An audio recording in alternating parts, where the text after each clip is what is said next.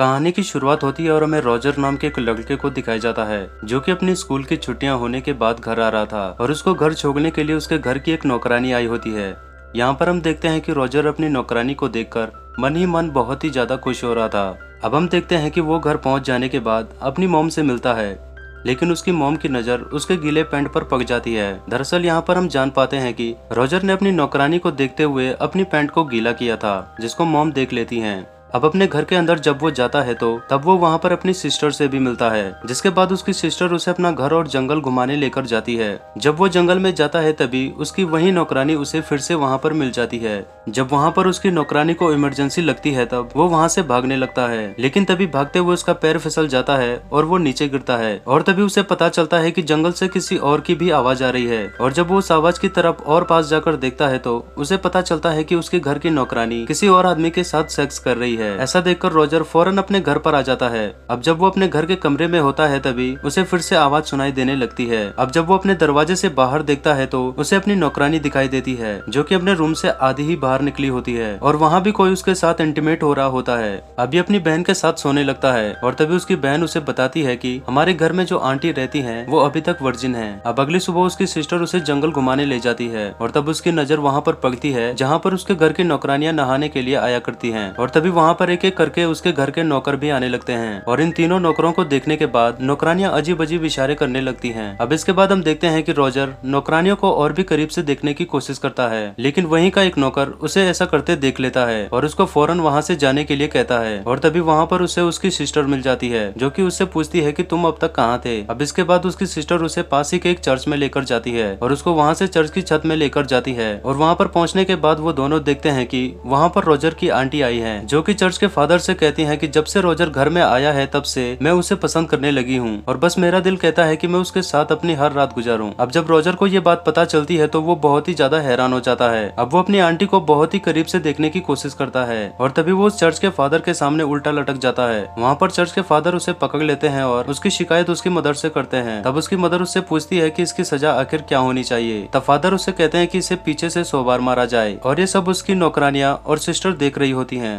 अब इतना सब कुछ होने के बाद भी हम देखते हैं कि रॉजर अपनी सिस्टर के साथ सोने के लिए आ जाता है, लेकिन तभी वो बाहर देखता है कि उसकी नौकरानी फिर से किसी के साथ इंटीमेट हो रही होती है और वो शख्स को देखने की कोशिश करता है तो वो आदमी दिखाई नहीं देता। अब जब वो नौकरानी रॉजर के पास आती है तब वो उससे पूछता है कि आखिर बाहर कौन है जो सरेआम ऐसे काम करता है। वो नौकरानी रॉजर से कहती है कि ये हम सब लोगों का सीक्रेट है और वो बस इतना ही कहकर वहाँ से चली जाती है। अब थोड़ी देर बाद रॉजर को एक बुक मिलती है जो कि हवस भरी कहानियों से भरी पड़ी होती है। अब रॉजर इस कहानी को छुपकर पढ़ रहा होता है और तभी वहाँ पर उसकी एक नौकरानी आ जाती है जो कि मुर्गियों को दाना डालने के लिए आई होती है, लेकिन उसी वक्त वहाँ पर एक नौकर आकर उसे अंदर से लॉक कर लेता है और उस नौकरानी के पीछे जाकर उसके साथ इंटीमेट होने लगता है। अब अगले दिन हम देखते हैं कि रॉजर एक नौकरानी को अपने कमरे में बुलाता है और उसे वहाँ पर टच करने की कोशिश करता है, लेकिन तभी वहाँ पर दूसरी नौकरानी भी आने लगती है, जिसके बाद रॉजर वहाँ से भागने लगता है। अब यहाँ पर भी रॉजर को कुछ नहीं मिलता, जिसके बाद वो घर आ जाता है और तभी उसे रास्ते में एक नौकरानी मिलती है जिस पर पीछे से वो हमला कर देता है। अब वो नौकरानी पहले तो उसे मना करती है, फिर बाद में वो भी मान जाती है।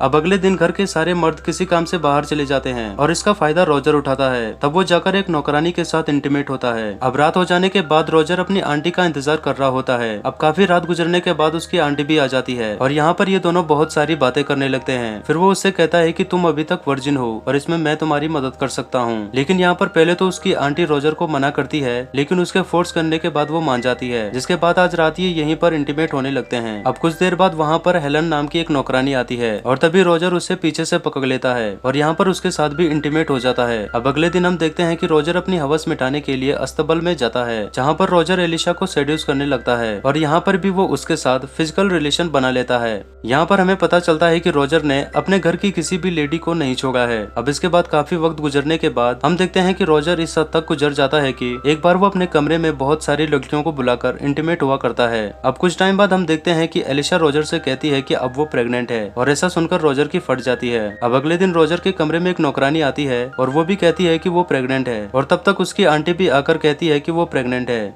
और तब हमें यहाँ पर पता चलता है कि रॉजर जिस किसी के साथ भी इंटीमेट होता है वो उसे प्रेग्नेंट करके ही छोड़ता है। अब इसके बाद रॉजर की स्कूल की छुट्टियां खत्म हो जाती हैं और अब वो अपने स्कूल जाने के लिए रेडी हो रहा होता है और तभी वहाँ पर एक और लड़की आती है जो कि उसे कहती है कि वो भी प्रेग्नेंट है। अब ये सुनकर रॉजर शॉक हो जाता है और आखिरकार रॉजर सारी लड़कियों को ऐसे ही छोड़कर अपने स्कूल वापस चला जाता है और इसी के साथ ये कहानी यहाँ पर खत्म हो जाती है।